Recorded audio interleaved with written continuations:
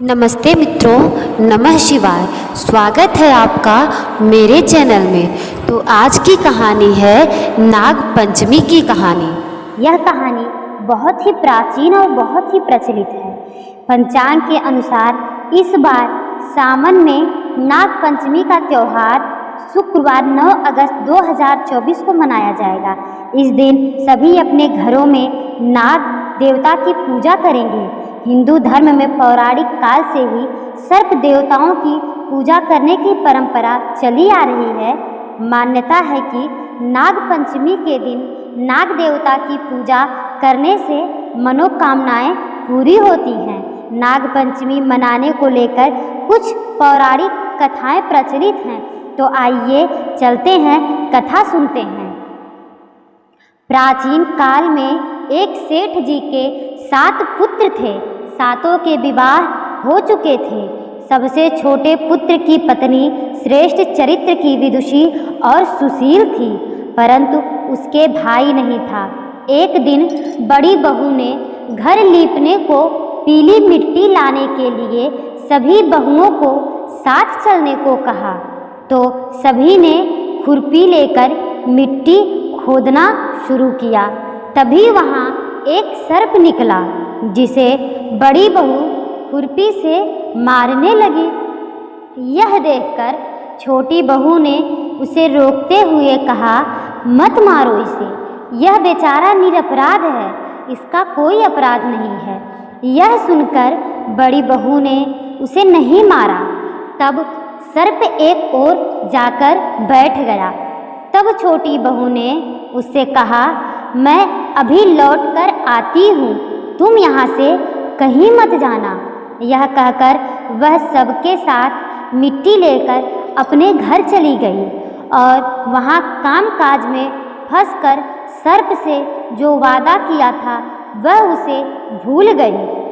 उसे दूसरे दिन वह बात याद आई तो सबको साथ लेकर वहाँ पहुँची और सर्प को उस स्थान पर बैठा देखकर बोली, सर्प भैया नमस्कार।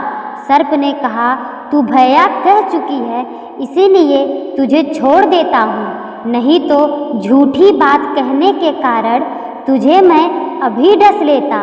वह बोली, भैया मुझसे भूल हो गई है, मैं उस भूल की क्षमा मांगती हूँ। तब सर्प बोला, अच्छा, तू आज से मेरी बहन हुई और मैं तेरा भाई, तुझे जो भी मांगना है मांग ले। वह बोली, भैया मेरा कोई भाई नहीं है, अच्छा हुआ जो तुम मेरे भाई बन गए। कुछ दिन व्यतीत होने पर वह सर्प मनुष्य का रूप रखकर उसके घर आया और बोला कि मेरी बहन को भेज दो।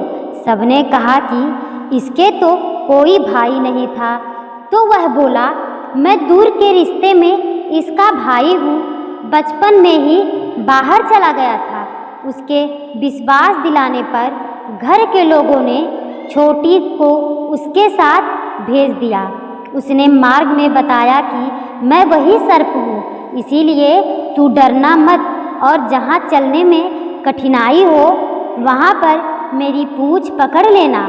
उसके कहे अनुसार उसने किया और इस प्रकार वह उसके घर पहुँच गई। वहाँ के धन ऐश्वर्य को देखकर वह चकित रह गई। एक दिन सर्प की माता ने उससे कहा, मैं एक काम से बाहर जा रही हूँ, तू अपने भाई को ठंडा दूध पिला देना।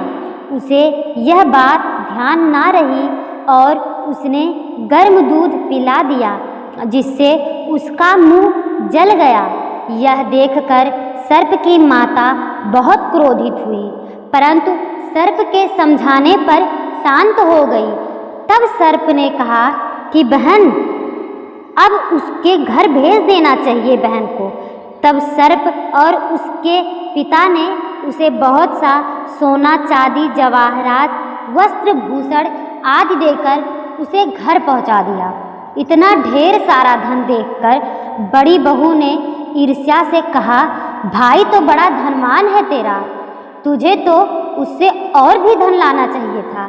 सर्प ने यह वचन सुना तो सब वस्तुएं सोने की लाकर उसे दे दी। यह देखकर बड़ी बहू ने कहा कि अगर सारी वस्तुएं सोने की हैं तो इन्हें झाड़ने की झाड़ू भी सोने की होनी चाहिए।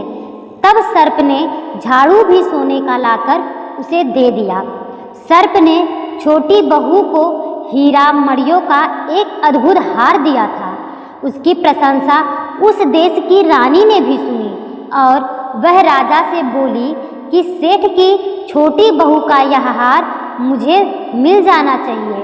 राजा ने मंत्री को हुक्म दिया कि उससे वह हार लेकर शीघ्र उपस्थित हो। मंत्री ने सेठ जी से जाकर कहा, महारानी छोटी बहू का हार पहनेंगी, वह उसे लाकर मुझे दे दो।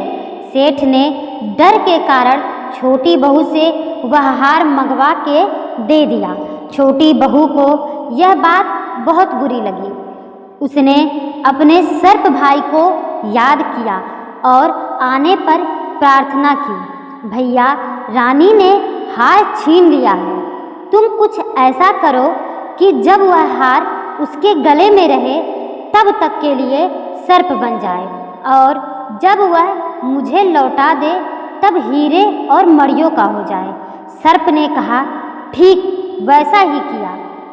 जैसे ही रानी ने हार पहना वैसे ही सर्प बन गया।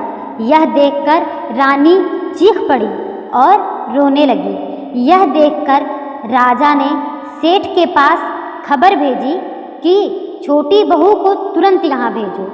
सेठ जी डर गए कि राजा न जाने क्या करेगा।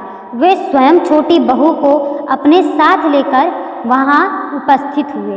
राजा ने छोटी बहू से पूछा, तूने क्या जादू किया है? मैं तुझे मृत्युदंड दूंगा। छोटी बहू बोली, हे राजन, धृष्टता क्षमा कीजिए। यह हार ही ऐसा है कि मेरे गले में हीरे और मणियों का रहता है और दूसरे के गले में यह सर्प बन जाता है।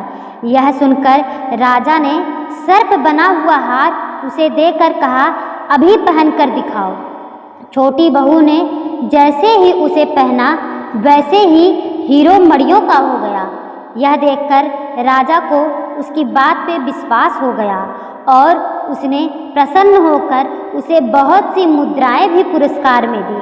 छोटी बहू वह अपने हार सहित अपने घर लौट आई। उसके धन को देखकर बड़ी बहू ने ईर्ष्या के कारण उसके पति को सिखाया कि छोटी बहू के पास कहीं से धन आया है। यह सुनकर उसके पति ने अपनी पत्नी को बुलाकर कहा, ठीक ठीक बता कि यह धन तुझे कौन देता है। तब वह सर्प को याद करने लगी। तब उसी समय सर्प ने प्रकट होकर कहा, यदि मेरी बहन धर्म और आचरण पर संदेह प्रकट करेंगे तो मैं उसे खा लूँगा। यह सुनकर छोटी बहू का पति बहुत प्रसन्न हुआ और उसने सर्प देवता का बड़ा सत्कार किया। उसी दिन से नाग पंचमी का त्यौहार मनाया जाता है और स्त्रियां सर्प को भाई मानकर उसकी पूजा करती हैं। तो इसी प्रकार ऐसी सारी कथाएं प्रचलित हैं। आज की कहानी यहीं तक थी। आशा करती हूँ मित्रों यह कहानी आपको ज़रूर अच्छी लगी होगी। तो ऐसी ही कहानी को सुनने के लिए मेरे चैनल को लाइक करें, सब्सक्राइब करें और शेयर करें और ऐसी अच्छी अच्छी कहानियों को सुनने के लिए मुझसे जुड़े रहें। धन्यवाद दोस्तों।